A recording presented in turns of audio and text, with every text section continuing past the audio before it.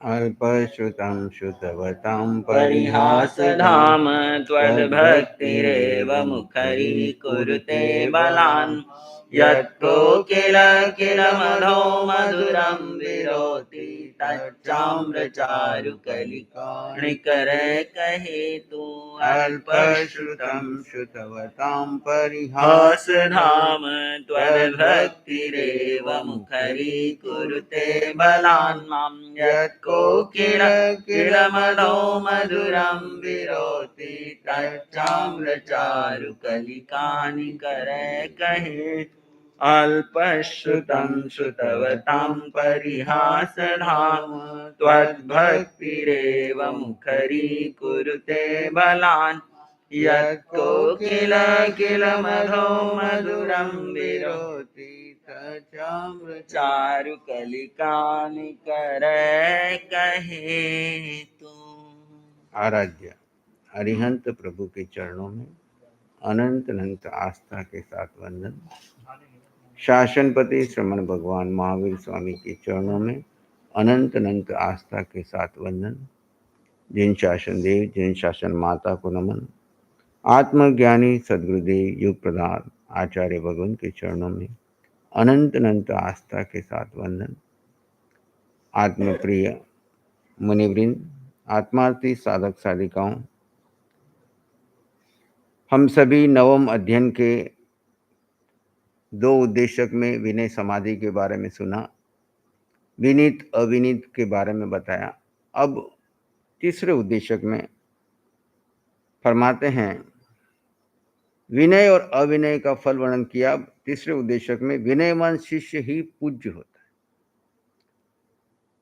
व्यवहार और निश्चय में पूज्य कौन है? अरिहंत वाणी में अनेक बार आया कि वास्तव में पूज्य कौन है।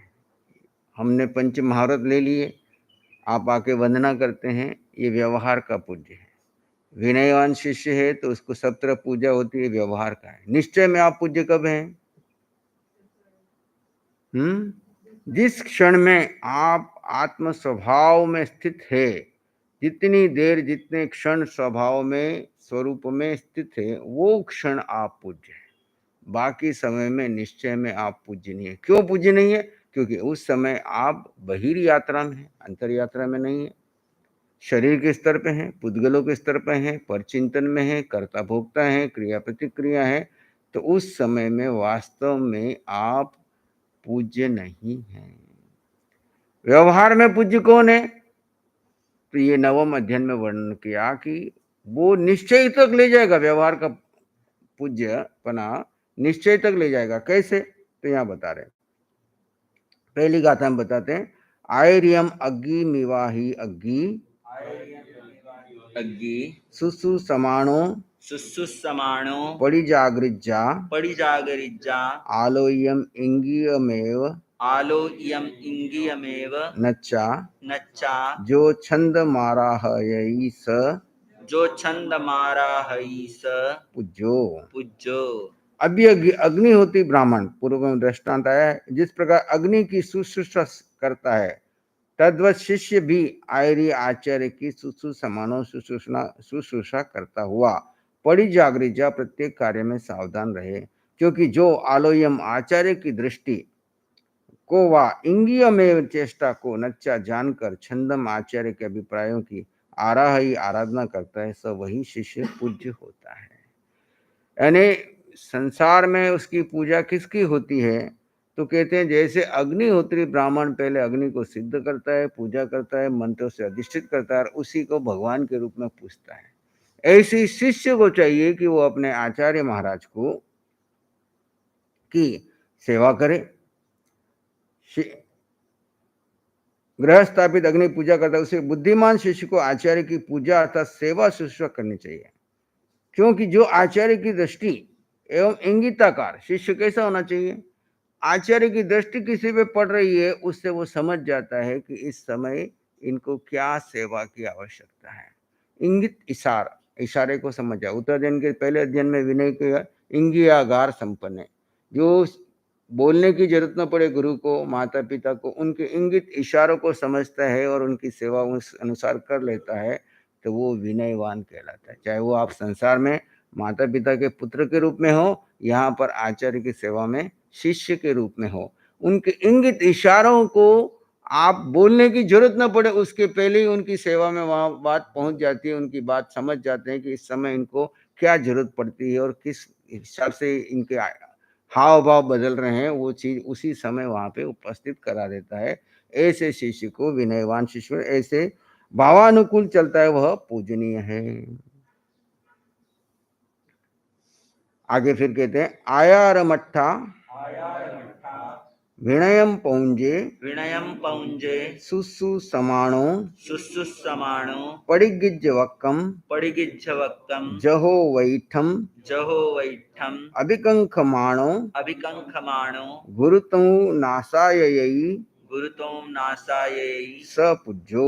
सपूज्यो। जो शिष्य आयार मट्ठा आचार के लिए गुरु की विनय पौंजे करता है, सुसुसमाणो आज्ञा को सुनने की इच्छा रखता हुआ, वक्कम तदुक्त वचनों को परिग्रह्य स्वीकार करके, जहो वैठम यथोक्त रीत्या अभिकंख मानो करने की इच्छा करता हुआ कार्य का संपादन करता है, जो गुरु नासाए गुरु की आशातना भी नहीं करता है, स वही पूज्यो पूजनीय होता है।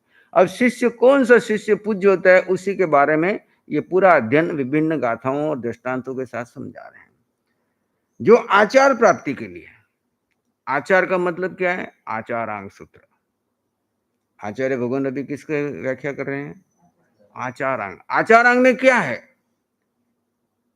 आचार अंतिम है चरित्र, तो चरित्र के पहले क्या चाहिए? मोक्ष पाना है तो चरित्र के पहले हमको क्या चाहिए? ज्ञान के पहले दर्शन। तो सम्यक दर्शन ज्ञान चरित्राणि मोक्ष मार्ग। जिस साधु को आचार की प्राप्ति करनी है वो आचार्य की सेवा में रहे और सेवा में रह करके विनय का प्रयोग करते हैं। क्या करते हैं? विनयवान को ही आचार्य ज्ञान देते हैं, अविनीत को कुछ नहीं मिलता, खाली उसको डंडे मिलते हैं, उसको शब्द के ताने मिलते हैं, बार बार उसको हीन होना पड़ता है। और लेकिन जो विनय करता है आचार्य प्रसन्न होकर के अपना भीतर की जो ज्ञान के रहस्य है वो सब उसको प्रदान कर देते हैं। माता पिता जो विनयवान पुत्र होता है उसको अपनी सब कुछ अंदर की जो बातें हैं सब उसको बता देते हैं, समृद्धि की जो चाबियां हैं उसको दे देते हैं और हमेशा उसके ऊपर प्रसन्न रहते हैं। दूसरी तरफ भले वो उम्र में बड़ा है, सबसे बड़ा है, अधिकार में बड़ा है, लेकिन विनय नहीं करता है तो वो उनके हृदय में टिक नहीं पाता। इसलिए बड़ा छोटे का विषय नहीं है, जो विनयवान होता है वो पूज्य होता है, भले ज्ञान में कम क्यों ना हो। और वहां पे भगवान की विनय करते हुए क्या मिलता है? उसको आचार की प्राप्ति होती है। आचारांग में दोनों बातें हैं, आध्यात्मिक साधना भी है और व्यवहार में कैसे जीवों की रक्षा करनी है, कैसे लोक में विचरण करना है, किस तरह से बात करनी है। जो भक्ति पूर्वक गुरु वचनों को सुनकर एवं स्वीकार करके कथित कार्य को पूर्ति करते हैं। क्या करते हैं? गुरु वचनों को सुनते हैं। हमको क्या करना है? पहले गुरुजनों के निर्देश को अच्छी तरह से समझना है, सुनना है, माता पिता की बात को सुनना है। भगवान कई बार कहते हैं ना, माता पिता और कुछ नहीं चाहते, तुम उनके पास बैठ लो और उनकी बात सुन लो, तो आधे तो उनकी सेवा वैसे ही होगी। फिर आपको जो उस समय योग्य लगे, उनकी भावनाओं के अनुरूप आप उनकी सेवा करते हो, तो वे प्रसन्न होकर के आपको आ जाओ। पहला तीर्थ घर में है, माता पिता, मातृदेवो भव पितृदेवो भव, और यहाँ पे आचार्य देवो भव। तो माता पिता हमारे प्रथम गुरु है, तो आप गृहस्थ हो, घर में रहते हुए वहाँ माता पिता का विशेष रूप से ध्यान रखो। और हम यहाँ गुरुजनों की सेवा में हैं, तो गुरुजनों की शिष्य की कर्तव्य है कि उनके हर भाव को ध्यान में रखते हुए उनकी बात को सुने, सुन करके स्वीकार करे, तहत करके स्वीकारे। वहां पे अपनी बुद्धि नहीं लगाए, तर्क वितर्क नहीं, ऐसा नहीं वैसा नहीं, तहत करके उस बात को स्वीकार करने की करें और कथित कार्य की पूर्ति करते हैं। और कदापि कार्य करते हुए आगे पीछे कभी भी गुरु की आशातना नहीं करते। गुरु की आशातना कैसे होती है? उनकी बात को तो स्वीकारता नहीं है, उल्टा वाद विवाद करता है, मुंह पे जवाब देता है, कुछ उल्टा ही करके आ जाता है। सेवा बुलाया था सेवा के लिए, उल्टी चार बातें दूसरी सुना करके वहां से अकड़ करके निकल गया। तो माता पिता को दो चार बातें उल्टी सुना के चला गया, काम तो किया नहीं, ऊपर से और सुना दिया, तो वो आशातना होगी। तो आशात नहीं सेवा कर सकते हो, हाथ जोड़ के विनय पूर्वक बोल दो कि गुरुदेव अभी मेरी ये स्थिति नहीं है, आगे मैं अवश्य भावना रखता हूँ, यह करूँगा। लेकिन सेवा भी ना करो और आशातना करो, ऊपर से आज्ञाओं का पालन ना करो, निर्देश को समझो नहीं, तो क्या होता है, आशातना होती है। तो गुरु गुरु आज्ञा का क्या है, गुरु वचनों को पहले सुनो, स्वीकार करो, कथित कार्य की पूर्ति करो, और कदापि कभी भी कैसी भी परिस्थिति आ जाए, विपत्ति से विपत्ति स्थिति आ जाए, साधु संतों में विपत्ति कब आती है, कब आती है? जब चारों तरफ से अपमान हो रहा है, कोई घटना ऐसी घट गई है, अपने जीवन में घट गई है, परिवार में घट गई है, संघ में घट गई है, समाज में घट गई है, उस समय में विनयवान शिष्य गुरु के साथ कंधे से कंधा मिला के खड़ा है, घबराओ मत, हम आपके साथ है, सारे के सारे। वो विनयवान शिष्य को गुरु फिर कभी भूलता नहीं कि विपत्ति के समय में इसने क्या किया मेरा। आपके जीवन में कभी कुछ घटना घटे और विपत्ति के समय में जो व्यक्ति आपके साथ देता है, वो आपके जीवन में हमेशा के लिए क्या कर लेता है, स्थान बनाता है। विपत्ति सबके जीवन है। विपत्ति क्या है? विपत्ति आपका अशुभ कर्म का उदय आया, आप पहले अंदर से टूट रहे हैं, और उस समय में और तोड़ने वाले चाहिए कि आपको सपोर्ट करने वाले चाहिए? जब आपको मानसिक रूप से सपोर्ट मिलता है तो आपका बल बढ़ जाता है। ऐसे ही गुरुजनों के साथ जीवन में कभी कोई ऐसा कर्म उदय आया, कोई ऐसी घटना घटी, कोई ऐसा रोग हो गया, कोई ऐसी परिस्थिति आ गई, उस विपत्ति के समय में भी शिष्य पूरा गुरुजनों के इंगित इशारों को समझ करके सेवा में संलग्न रहता है, किसी प्रकार की आसाधना नहीं करता है। यही शिष्य संसार में पूज्य माने जाते हैं। आगे दिया है, अब सूत्रकार गुण श्रेष्ठ रत्नाधिक पूज्य पुरुषों के लिए विनय करने का उपदेश देते हैं। यहाँ तो आचार्य तक का अपने से जो भी विनय दीक्षा में संयम में बड़े हैं उनके बारे में। रायनीय सुविनयम पौंजे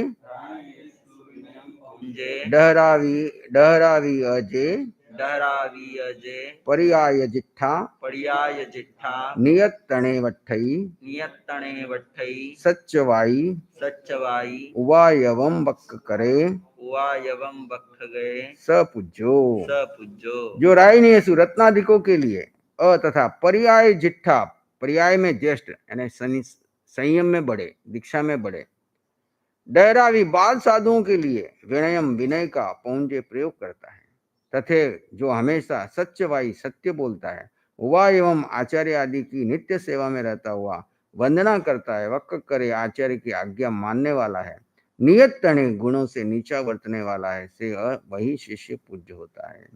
अपने से गुणों में श्रेष्ठ एवं लघु वयस्क होने पर भी, अपने में गुणों में श्रेष्ठ, उम्र में छोटे होने पर भी दीक्षा में बड़े मुनियों को, जैसे हमारे यहाँ बाबा जी ने बड़ी उम्र में दीक्षा ली और साथ में पहले मुनियों ने छोटी उम्र में दीक्षा ली, तो वहां पर वह मुख्य नहीं है। वो अपने से दीक्षा में जो बड़े हैं, लघु वयस्क को, विनय भक्ति करने वाला, प्रणिपात शिक्षा से सदा नम्र मुख रहने वाला, हमेशा हाथ जोड़ करके और नम्र भाव में रहने वाला, सदा नम्र मुख रखने वाला। इससे क्या समझे? बोलो बाबा जी। सदा नम्र मुख रखे, है ना? हाँ, हाथ जोड़ करके सब स्वीकार करो और चेहरे के भाव भी ना बदले, मुख साथ में जोड़ा है, शब्द भी मुख नम्र रहे, आपकी बॉडी लैंग्वेज भी विनम्र रहे, और अंदर के भाव भी आपके खराब न हो। ऊपर से शिष्टाचार तो निभा रहे, पर अंदर के भाव खराब हो गए तो निश्चय में पूज्य नहीं हुए, और वहां पे बंधन कर रहे हैं। शिष्टाचार का तो पुण्य कर रहे हैं, लेकिन अंदर से, अंदर के भाव भी हमारे खराब ना हो। कैसी भी बात गुरुजनों ने बोल दी, बड़ी बोल दी, छोटी बोल दी, बोलने योग्य बोल दी, नहीं बोलने दी, विनम्र भाव से उसको स्वीकार करे। भले वो छोटी उम्र का है, लेकिन दीक्षा में ज्येष्ठ है, तो कुछ न कुछ अनुभव की बात ही बता रहा है। आप भले ही संसार में अनुभवी ज्यादा हो सकते हो, लेकिन रत्नाधिक अपने से ज्यादा संयम में रहा हुआ है, तो संयम मार्ग में वो ज्येष्ठ होने से उसका अनुभव ज्यादा परिपक्व है। और सत्य बोलने वाला कैसा? मधुर सत्य, मीठा सत्य बोलने वाला, आचार्यों को वंदना नमस्कार करने वाला, एवं उनके वचनों को कार्य रूप में स्वीकार करने वाला। जो भी उन्होंने वचन आज्ञा दे दिए उसको कार्य रूप में स्वीकार करने वाला शिष्य ही वस्तुतः पूज्य पुरुष होता है। अब सूत्रकार दीक्षा शुद्धि के विषय में कहते हैं, अन्नाय उंचम चरै विशुद्धम चरई विशुद्धम जवनठया समूहाणम च जवनठया समवाणम च नित्यम नित्यम अलुद्धम न अलुद्धम न परिदेवैजा परिदेवैजा लद्दुम न विकथै लद्दुम न विकथई सपूज्यो। सपूज्यो। जो शिष्य विशुद्ध दोषों से रहित समूहाणम समुदानी गोचरी से प्राप्त तथा नित्यम सदा अन्नाय उंचम अज्ञात कुलों से थोड़ा थोड़ा ग्रहण किया हुआ आहार जवनठया संयम रूपी यात्रा के निर्वाह के लिए चरई भोगता है, तथेव जो अलद्दुअम आहार के नहीं मिलने पर नो परिदेवैजा किसी की निंदा नहीं करता, लद्दुम आहार के मिलने पर न विकथई किसी की स्तुति नहीं करता, स वह पूज्य है। अब साधु भिक्षा के लिए जाते हुए भिक्षा मिलने पर और नहीं मिलने पर कैसा रहे वर्णन किया। जो सदा संयम यात्रा के निवाहार्थ विशुद्ध भिक्षा लद्द एवं अज्ञात कुलों से थोड़ा थोड़ा ग्रहण किया हुआ आहार पानी भोगते हैं। साधु को अपने शरीर का निर्वाह करना है। किसके लिए निर्वाह करना है? संयम यात्रा को चला। अगर इसको आहार नहीं देंगे तो संयम यात्रा कैसे चलेंगे? और समय पे इसको आहार नहीं दिया तो इसके साथ हिंसा हो जाएगी, क्योंकि बिना कारण इसको संयम के लिए शरीर रखना, जीवित रखना है, तो संयम की आराधना के लिए इसको आहार देना आवश्यक है। तो कैसा लाना? तो वहां बताया विशुद्ध संयम यात्रा के निर्वाह लक्ष्य और विशुद्ध। विशुद्ध का मतलब जो भगवान ने आज्ञा दी है उस प्रकार से आहार पानी विधि पूर्वक ढूंढ करके लेकर के आता है। भिक्षा में लब्ध यानी भिक्षा में प्राप्त अज्ञात कुलों से, यहाँ पे अज्ञात कुल का अच्छा अर्थ खुला। ज्ञात कुल किसे कहते हैं? श्रावक ममत्व का त्यागी नहीं होने से 11वीं प्रतिमा में भिक्षा लेने जाता है। वो कहाँ जाता है? 11वीं प्रतिमा आपने धारण नहीं की तो आपको क्या पता, पढ़ा भी नहीं। श्रावक धर्म को पूरा समझो, 12 व्रतधारी श्रावक बनो और समय आने पर ग्रस्त से मुंह मोड़ के प्रतिमाओं को धारण करो। फिर व्यापार धंधे कुछ नहीं है, या जो खाली बैठे हो इधर उधर टाइम पास करने के बजाय क्या करो? प्रतिमा धारण करो। 5.5 साल की प्रतिमा है श्रावक की, है ना? 1 महीने की, 2 महीने की, 3 महीने की, ऐसे आगे बढ़ते बढ़ते पूरी 11 प्रतिमा करोगे तो 5 5.5 साल लगेंगे। उन प्रतिमाओं में क्या करना? फिर संसार को धीरे धीरे छोड़ते जाना है, अंतर्मुखी बनते हुए आत्मा में ही लीन होना है। तो 11वीं प्रतिमा सर्वश्रेष्ठ है। साधु नहीं पर साधु जैसा। लोच कर सके तो अच्छी बात है, नहीं तो सिर मुंडन कराता है, हाथ में रजवन रखता है लेकिन ऊपर कपड़ा नहीं चढ़ाता है कि मालूम पड़े लोगों को कि ये श्रावक है और ये साधु है, इतना अंतर रहे। और भिक्षा के लिए जाता है पर वो ज्ञाति जनों में जाते हैं, रिश्तेदार। ज्ञाति का मतलब क्या हुआ? फिर रिश्तेदार परिचितों के घर ही जाता है, अपरिचितों के घर नहीं जाता है। जो श्रावक ने ममत्व है और ज्ञाति जनों में जाता है। यहाँ अज्ञात कुल का वृत्ति कारणार्थ क्या है? अज्ञात कुल का मतलब जो अपने परिचित जाति घर परिवार से जुड़े हुए रिश्तेदार हैं उनको तो छोड़ देता है, और जो अपरिचित है ना, अपरिचित है, उनके घरों में जाकर के भिक्षा लेकर के आता है। अज्ञात का मतलब यहाँ पे ये किया, ज्ञात ज्ञातिजन, अज्ञात जो ज्ञातिजन नहीं है उनके घरों में भी वो भिक्षा के लिए जाता है। और अज्ञात कुलों में कैसा ग्रहण करता है? थोड़ा थोड़ा ग्रहण करता है। पहले घर में ही सारे पात्र नहीं भर लेंगे, आगे मिलेंगे कि नहीं मिलेगा क्या पता। तो हमारे सुमन मुनि जी महाराज कहते थे, कई बार हम बहुत सारे साधु इकट्ठे करते होते थे, कोई साधु एक ही घर से ज्यादा ले आया तो बोलते घोषणी करके आया कि गधाचरी करके आया? क्या बोलते थे वो सुमन मुनि जी। और वो बड़े इतिहासकार और हमारे आपस में जब मिलते थे हम बहुत मजाक करते थे उनसे। बड़े भी बहुत थे पर हमारे साथ खुले हुए थे। तो साधु कोई इस तरह से गलती करके आता तो उसको डांटते और बोलते, गधाचरी क्या है? एक ही घर से सारा आहार भर लो। गोचरी क्या है? थोड़ा थोड़ा घरों से आहार लेकर के आओ और उसमें जितना मिले उसमें तृप्त रहो। और जहां अच्छा सरस आहार मिला है उसकी खूब प्रशंसा नहीं करो, और जहां नीरस आहार मिला उसकी निंदा मत करो।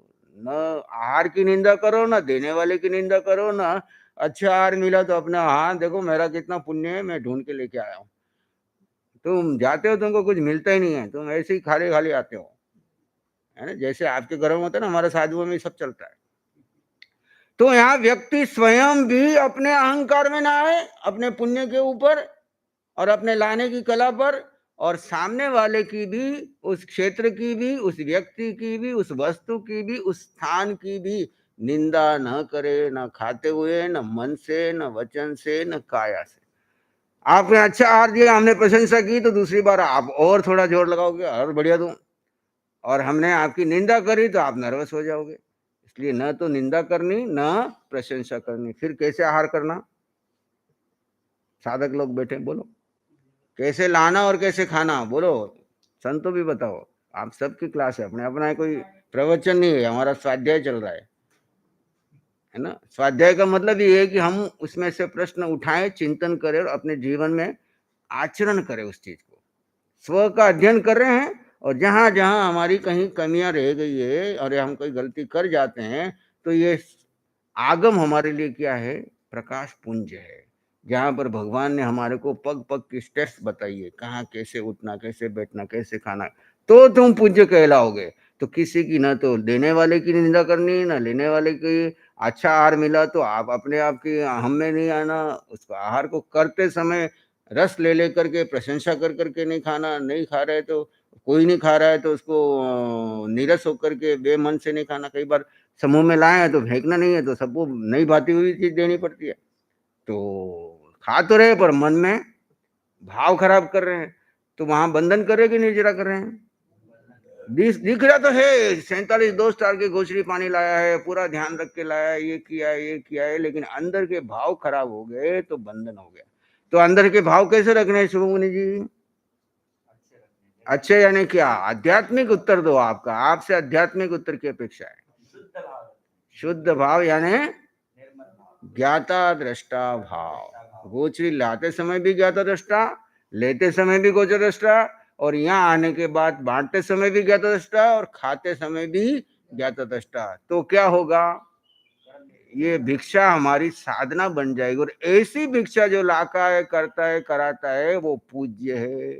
अंतरंग भाव क्या है? निश्चय में आप दृष्टा भाव में रह करके भगवान की आज्ञा में लेकर के आओगे, तो अपना भी कर्म निजरा करोगे, और सामने वाले के भी कौन सा व्रत निभवाने को निमित्त बन रहे हैं? 12वां अतिथि संविभाग व्रत निभाने के लिए आपको कोई पात्र चाहिए। अब सुपात्र को दिया हुआ दान आपको महानिर्जरा करके मोक्ष का कारण बन सकता है। सुपात्र दान देने वाले कितने सुखे सुखे मोक्ष गए। सुख विपाक सूत्र में किसका वर्णन है? जिन्होंने मांस कमन के पारने वाले, किसी और को पारने वाले जो मुनियों को शुद्ध आहार पानी बेराया और उत्कृष्ट भाव भाए, और उसके परिणाम स्वरूप उनको मोक्ष मार्ग मिला और सुखे सुखे मोक्ष गए। और दुख विपाक में कौन से जीव का वर्णन है? जिन्होंने मोक्ष तो पाएंगे वो, पर कर्म इतने पाप कर्म किए कि पूरे रास्ते में जगह जगह पे दुख ही दुख, विपरीत परिस्थितियां, प्रतिकूलता ही प्रतिकूलता, है ना। तो वो भी जाएंगे मोक्ष, लेकिन बड़ी कठिनाई से जाएंगे। तो सुखे सुखे मोक्ष मार्ग में जाना है तो सुपात्र दान विधि पूर्वक बेराओ। विधि पूर्वक बेराते हो तो निर्जरा करते हो, अविधि से बेराते हो तो केवल पुण्य करते हो। केवल पुण्य से आपको धन संपत्ति मिल जाएगी वापस। दिया हुआ दान आपका खाली नहीं जाता। केवल पुण्य से वापस वैभव मिलेगा, सेठपना मिलेगा, अच्छे घरों में जन्म हो जाएगा, अच्छे गुरु मिल जाएंगे।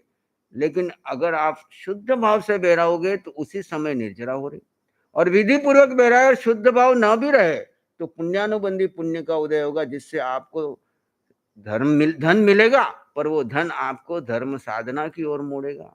दान कितने लोगों से होता है? धनिक लोगों की देश में कमी है क्या? पर दान देने का किन के भाव हो रहा है? जिनका पुण्यानुबंधी पुण्य की कमाई है, पिछले जन्मों में पुण्यानुबंधी पुण्य के भाव लेकर के आए, उनको यहाँ पे धर्म कार्यों में, सत कार्यों में, लोक कल्याण के कार्यों में धन खर्च करने की भावना बनती है। बाकी सब इकट्ठा करते हैं, बैंक में एफडी बनाते हैं, शेयर में लगाते हैं, खूब ऊपर चढ़ाते हैं, नीचे उतारते हैं और शेयर डूब जाते हैं और अपना सिर मारते हैं, हार्ट अटैक आता है और चले जाते हैं। सारी जिंदगी बैल की तरह मेहनत किया। हम देखते हो, देखो छोटे से छोटा हमारे यहाँ पे कोई सेवक है या बड़े से बड़ा करोड़पति यहाँ आता है, सब लोग अपनी तनख्वाह में से कैसे न कैसे पैसा बचाते हैं। बड़े आदमी की बड़ी बचत, छोटे आदमी की छोटी बचत, वो सारा पैसा बचा करके कहाँ रखते हैं? कोई एफडी में रखता है, कोई शेयर में लगाता है, कोई किसी में लगाता है कि जल्दी जल्दी मल्टीप्लाई हो जाए। और कभी कर्म का उदय ऐसा आता है कि वो पैसा सारा यहीं छूट जाए, लेकिन कभी भी वो धर्मादा में उससे 1 रुपया भी नहीं निकलता है। निकलता है, खर्चा कहाँ जाता है? पाप के कार्यों में। शादी करानी है, 5 करोड़ खर्च कर बोलोगे तो कर देंगे, और दान देना है 25 लाख रुपया तो 50 बार सोचेगा, बेटे को पूछूंगा, उसको पूछूंगा, उसको पूछूंगा, उसको पूछूंगा। घर लेना है तो 10 करोड़ का ले लेगा, लेकिन 1 लाख रुपया दान निकालना है तो 100 बार सोचता है। कारण क्या है? उसका दोष नहीं है, उसकी जो कमाई है वो सिर्फ पुण्य की है। पुण्यानुबंधी पुण्य की कमाई होगी तो वो सारा उसका मन करेगा कि कब मौका मिले, कहाँ अवसर आए और मैं धर्मादा में अपने हाथ से कमाई हुई, अपने हाथ से इस परिग्रह को किसमें बदल दूं। मैं कई बार बोलता हूं, परिग्रह कौन सा पाप है? 5वां पाप है परिग्रह। ऐसे इकट्ठा करके रखोगे तो आपको 5वां पाप लग रहा है। चाहे आप एफडीआई बना के रखो, चाहे सोना खरीद के रखो, चाहे बच्चों के लिए रखो, चाहे किसी के रूप में रखो, और उसी पैसे को आपने रख लिया कि मेरे शरीर को चलाने के लिए तो बस मेरे लिए इतना आवश्यक है, इसको मैंने रिजर्व फंड में रख दिया, और बाकी का मैं जहां पात्र मिलता है, सुपात्र मिलता है, धर्म कार्य होते हैं, जहां अवसर मिलता है, वहां पे अनुग्रह भाव से देता हूं। क्यों हो? मुझे आपने अवसर दे दिया कि मेरे पास ये पड़ा हुआ परिग्रह जो मुझे पाप में पड़ना ले जाने वाला था, आपने मुझे सुपात्र दान देने का अवसर दे दिया। कभी कोई संघ का अवसर आए, कोई समाज आपके पास आए, तो खुशी होना कि ये झंझट में पड़ जाना, मुंह छुपा के घूमना, कब तो आए तो देना ही पड़ेगा। खुशी से देना, जितना देना हो, ये नहीं करेगा इतना देना, वो उनकी अपेक्षा भले कितनी हो गई, भाई मेरे भाव इतने हैं, आप मेरे यहाँ से इतना स्टार्ट करो, आगे भाव बने तो और मैं दूंगा, लेकिन भाव कभी खरा। एक बार किसी ने पंजाब में कहानी सुनाई थी, भगवान पधारने वाले, अगली गाथा शुरू न करें उससे पहले, तो एक बार क्या हुआ कि किसी ने दान की घोषणा करी, भगवान पधार गए। अगली बार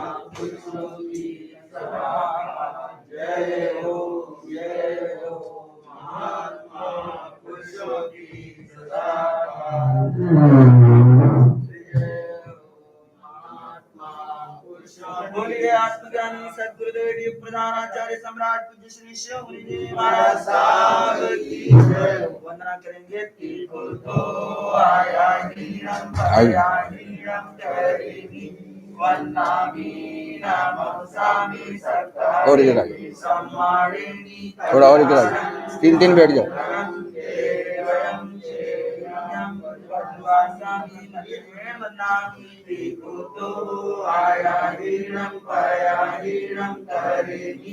वंदामि नमस्सामि सत्कारेमि सम्मानेमि कल्याणं मंगलम् देवं देवं प्रभासामि वंदामि त्रिकुतो आयाहीनं पयाहीनं करेमि वंदामि नमस्सामि सत्कारेमि सम्मानेमि कल्याणं मंगलम् देवं देवं प्रभासामि आचार्य भगवंत हमारे मध्य पधार चुके हैं।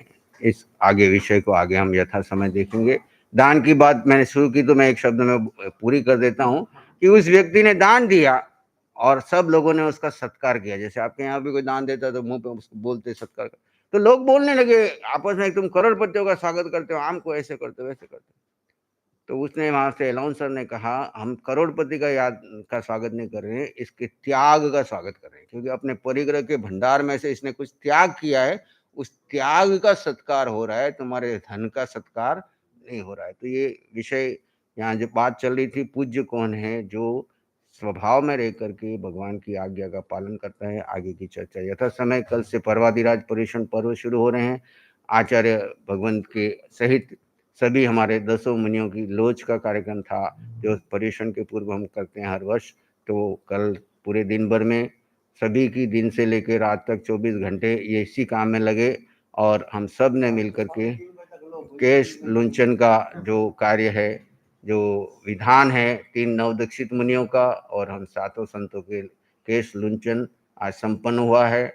10 मुंडन में 9 मुंडन तो भाव के हैं और 10वां देह का, शरीर का, सिर का मुंडन है। तो जो एक विधान अति आवश्यक है कि पर्युषण के पूर्व सभी को करना आवश्यक है, वो आचार्य भगवान के आशीर्वाद से सभी नवदीक्षित मुनियों ने बड़े उत्साह के साथ, अपने वैराग्य के साथ, अपने संकल्प के साथ इस जो सबसे कठिन परीक्षा मानी जाएगी इस काल में, भेद ज्ञान के साथ संपन्न किए। हम सबकी सुख साता पूछते हैं।